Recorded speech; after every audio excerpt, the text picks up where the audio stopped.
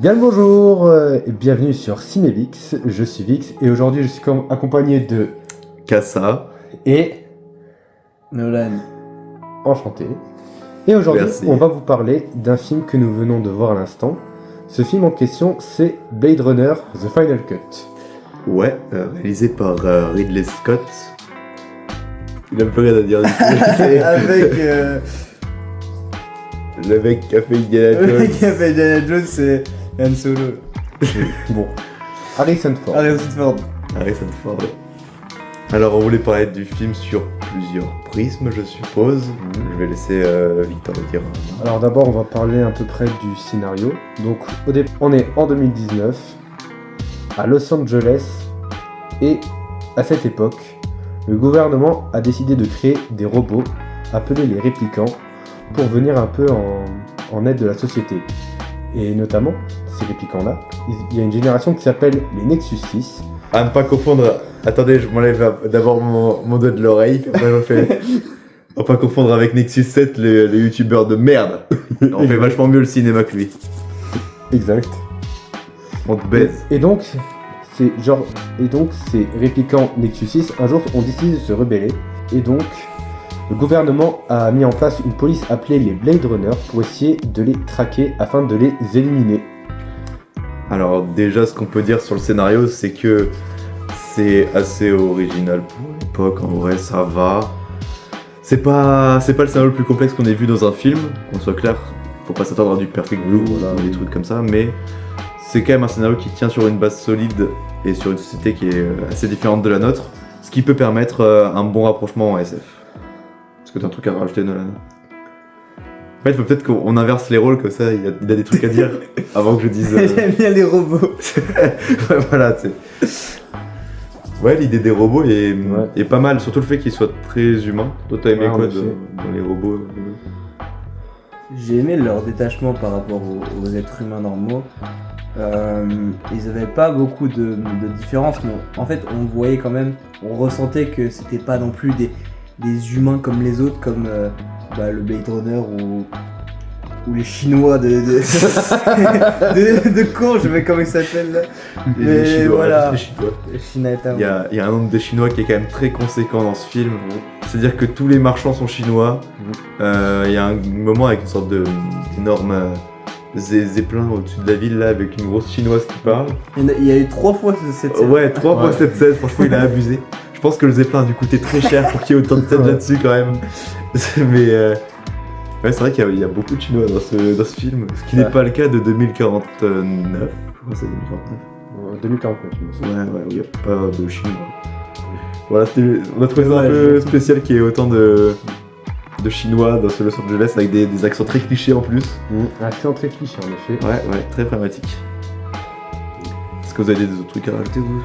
Oui, en effet, on peut dire que les effets spéciaux pour l'époque étaient vraiment très, très bien, justement. On sent que c'était vraiment des très bonnes références. Et d'ailleurs, Nolan a d'ailleurs une petite anecdote en rapport avec un autre film, justement.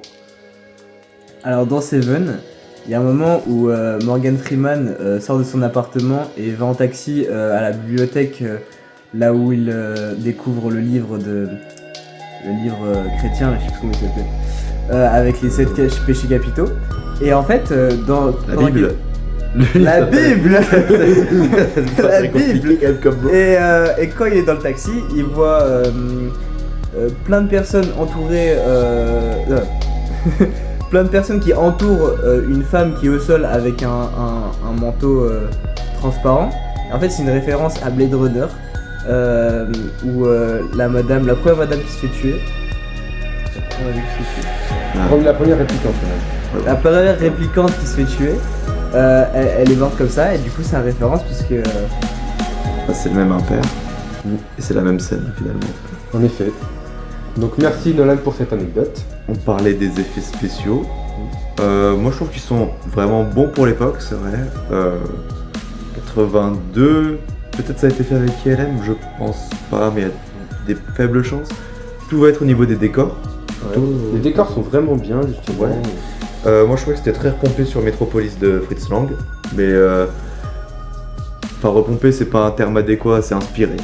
On voit le bâtiment central qui est vraiment très semblable, mais sinon le reste ressemble, sans être une copie. Le tout est de faire une nuance. C'est pas une copie, c'est très inspiré. Ouais, en effet. Ouais. Mais du coup, je t'avais demandé s'il y avait d'autres choses sur le scénario, t'es parti sur les effets spéciaux. Ok, oui. Alors, en ce qui concerne le scénario, franchement, c'est bien, justement. On voit justement. Vers la suite, on apprend justement à se mettre un peu à la place des répliquants en ayant un peu pitié pour eux parce que les pauvres ont malheureusement une durée de vie plus limitée que les nôtres, d'environ 4 ans. Comme les trisomiques. Et c'est justement le but de ces répliquants, notamment le méchant Roy Betty. Il aimerait, lui et ses confrères, avoir plus d'années pour vivre, justement, un peu comme les humains. Nolan, il me fait trop rire, il fait juste les adlibs, frère. Il fait les adlibs signalétiques. Ouais, c'est vrai qu'on s'attache beaucoup aux répliquants. Ils ont une manière de jouer qui est différente beaucoup des humains, je trouve. Ils sont beaucoup plus dans l'empathie que Harrison Ford, qui va avoir un jeu plus résigné. Tu vois, quel mec qui a beaucoup fait dans le métier, tout et tout, qui est... D'ailleurs, au début, il voulait se casser de son job. En fait, non, au départ, non, c'était pas vraiment... Ils étaient cassés de son job, justement, c'était plus un Blade Runner, justement, mais il a été rappelé. Ouais. Surtout l'actrice qui joue Rachel, alors j'ai le letterbox, donc je peux vous dire qui c'est. C'est Sin Young. Sin Young, elle a un jeu qui est très humain. On le sent qu'elle est complètement paumée là-dedans. Enfin, elle vient d'apprendre un truc de fou, genre... je sais pas, moi, c'est comme apprendre que t'es juif en 39, tu vois, c'est pas le bon timing. Elle a un jeu très humain par rapport aux autres, elle se prend tout dans la gueule en une journée. Quoique ça se joue en plusieurs jours dans le film. Il y a pas la règle des 24 heures comme au théâtre. Mais ouais, en vrai, elle a un jeu très, très humain, on voit qu'elle est perdue, ça se voit beaucoup dans les yeux. Ouais. Moi, au début, je trouve. Et elle a pas un truc très humain au début. Quand elle commence un peu à s'affirmer, elle change aussi un peu de coupe de cheveux. Elle va enlever ce truc qui fait très Josuke Joestar pour un autre design. Je voudrais revenir justement sur la fin du film, à la fin où justement on voit la confrontation entre Rick Baker, le personnage incarné par Harrison Ford, et le répliquant Roy Betty. Et nous voyons au moment une scène de l'affrontement où nous voyons Rick Baker complètement terrifié par la présence de Roy Betty, ce qui fait justement le lien en parallèle avec sa vie d'esclave, où il explique que vivre dans la peur, c'est ça, être sa vie d'esclave. Mais je ne te connais pas. À la fin, justement, après ce combat, on voit Decker sous le point de lâcher une barre après qu'il ait mal réceptionné un saut. Et contre toute attente, alors que personne ne s'y attendait, Roy Betty décide de lui sauver la vie. Pour ensuite lui parler de son vécu, de ce qu'il a vécu pendant ces 4 années. À la fin donc et donc au moment de mourir, il lui explique du coup son passé. Et à la fin il dit les derniers mots. Ces moments se perdront dans l'oubli, comme les larmes dans la pluie. Il est temps de mourir.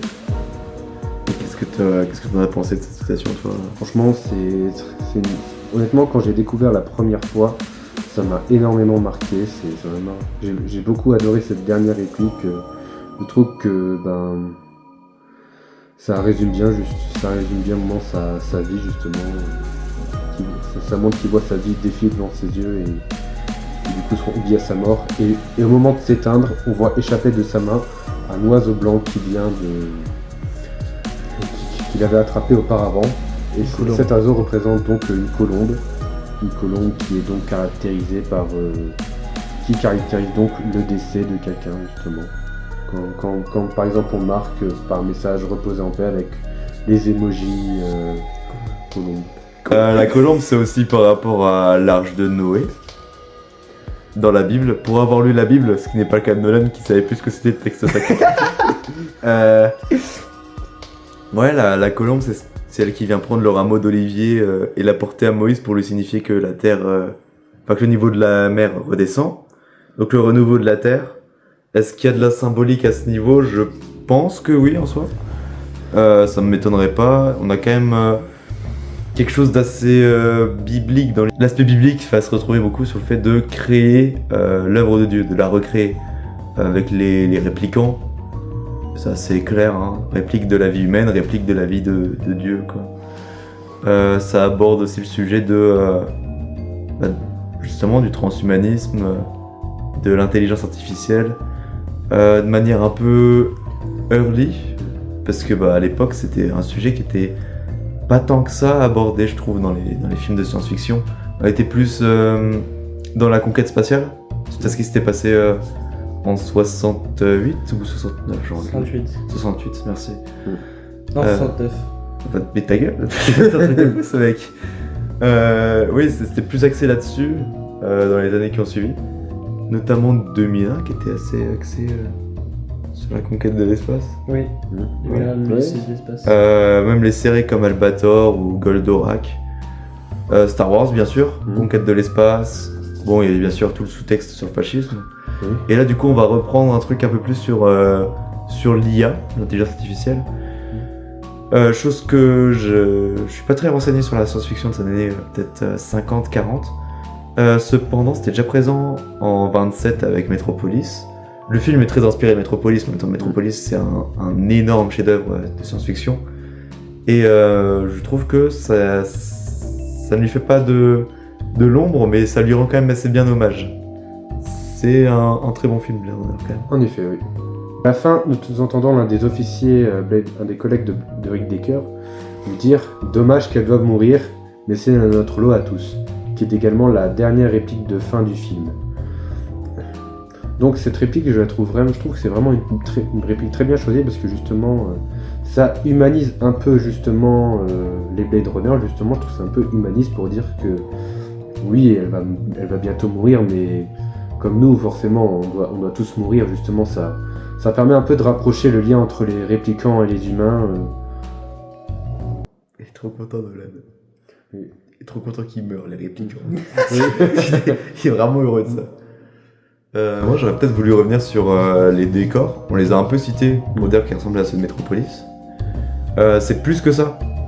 C'est-à-dire qu'il y a des décors qui vont être très futuristes. On a aussi un décor qui reprend beaucoup les années peut-être un peu 60, avec la maison de Rachel. C'est la maison de Rachel ? Rachel, c'est... Il me semble. Là où il enquête au début, là où il y a la baignoire, une sorte de sang qui ressemble à de la merde. Non, c'est pas... Ah, c'est pas Rachel, c'est le mec. Ah, c'est chez Léon ? Moi, c'est chiant. Ouais, je sais plus, je crois que c'était... Je sais pas si c'est Enfin bref, ce Oui, enfin, décor-là reprend beaucoup une esthétique assez années 60, ce qui dénote, je trouve, mais dans la manière dont c'est abordé et avec le fait que ce soit genre expliqué dans le récit, en fait, c'est un endroit spécial qui va venir rappeler des souvenirs aux réplicants, c'est ça. C'est pas déconnant non plus. Dernier truc sur les décors. Au sol, on a un truc qui reprend Metropolis encore, c'est les voitures. Les voitures sur les losanges, ça reprend aussi Metropolis. Je l'ai vu que dans Metropolis, et je pense que Metropolis c'est le premier film à avoir fait ça. Et tout ce qui est au sol, donc au sol de la ville, parce qu'on a aussi des plans plus aériens qui la reprennent Metropolis, mais les plans au sol ressemblent beaucoup plus à Taxi Driver, avec notamment tous les jeux de feu, la pluie qui est quasi omniprésente. Ouais, il y a beaucoup de pluie. Le jazz. On n'est pas trop revenu sur les musiques, mais c'est vrai qu'il y avait beaucoup de jazz à la Oui, il y a beaucoup de jazz à la Taxi Driver, en effet. Beaucoup de sons également effets numériques, justement, où il y a beaucoup de musique faite souvent par ordinateur. Ouais. Ouais. Ça aussi, ça se faisait pas tant que ça. Ouais, ça se fait pas tant que Des ça. musiques simples. Je sais qu'il y avait un film à l'époque qui avait pris beaucoup de sons numériques, c'était Midnight Express, ce film extrêmement raciste, mais qui est quand même techniquement bon, du coup je lui ai mis une bonne note sur Letterboxd. Le casting en soi est vraiment bien, honnêtement j'aime bien le jeu. On voit notamment la scène de fin où on sent qu'Harrison Ford Harrison Ford est terrifié par la présence de Roy Betty, qu'il a l'impression d'être partout.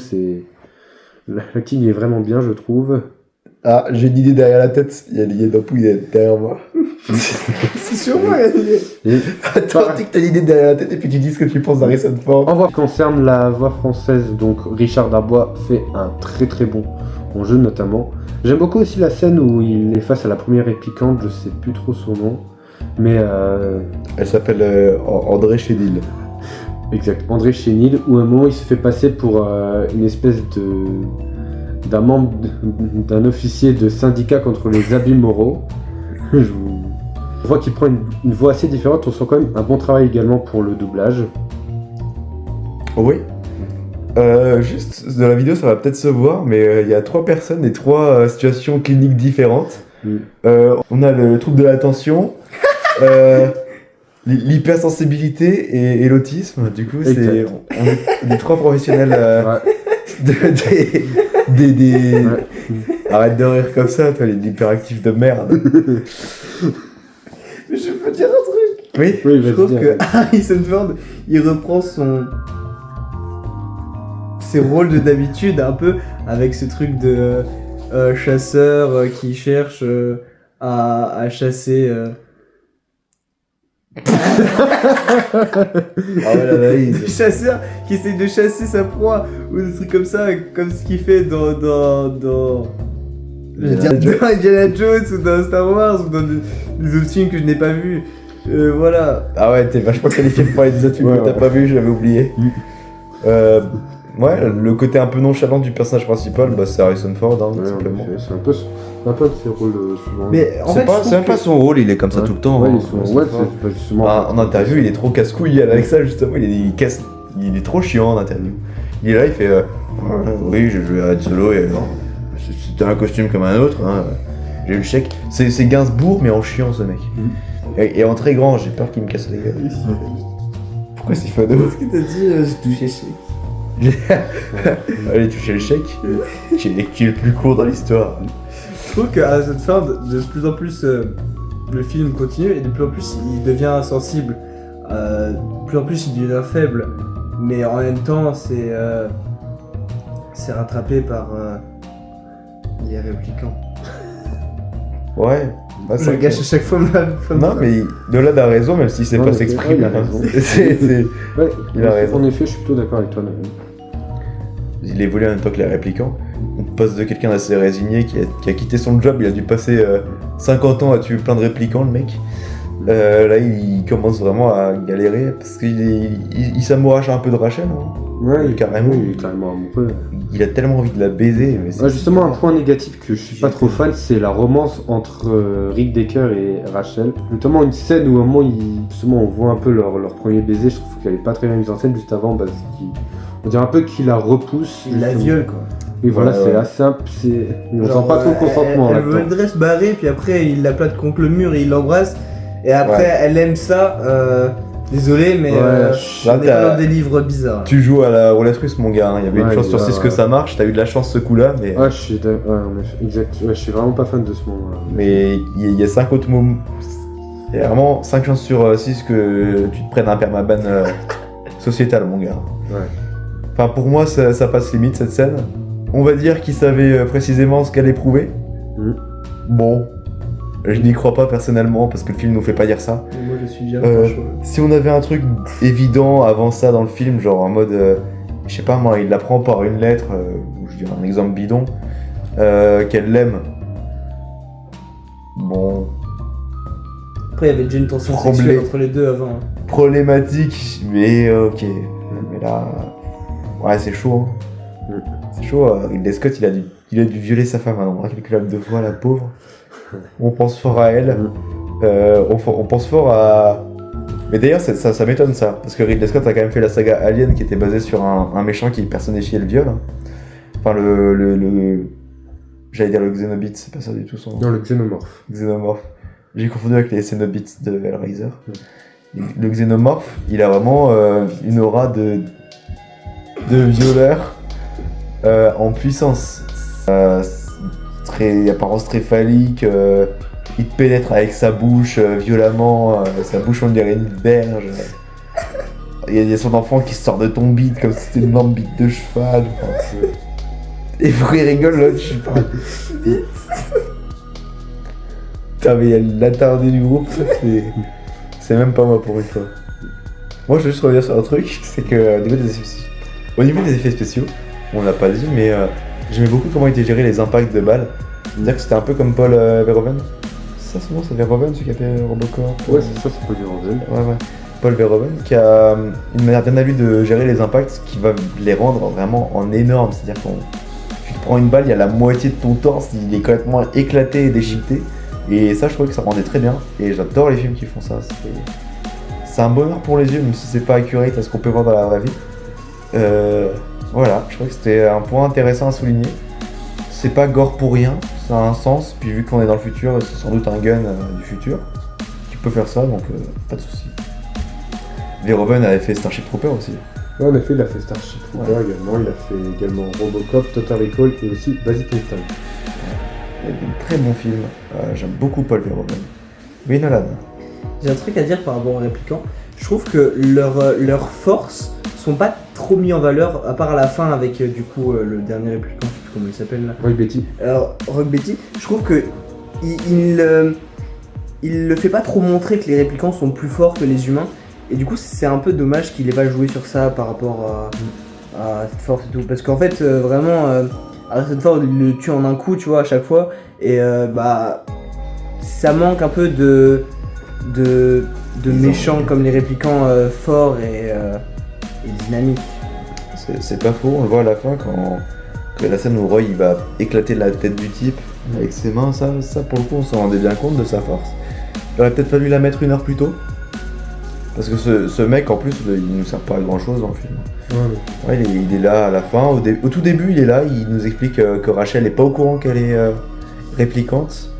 Parce que Rachel c'est une expérience. Hein. Et puis il revient à la fin, mais on aurait pu la mettre 1 heure avant et puis ça nous aurait beaucoup aidé à voir les réplicants comme une menace. Parce que c'est vrai qu'il leur roule dessus pendant la première moitié du film. Et après il y a vraiment Roy qui lui casse la gueule violemment. Et je vous demande pourquoi d'ailleurs, parce que Roy il a pas de capacité plus que les autres quoi. Peut-être plus malin, je sais pas. Oui, parce qu'il le dit au début que il est plus, ça doit être le leader du groupe.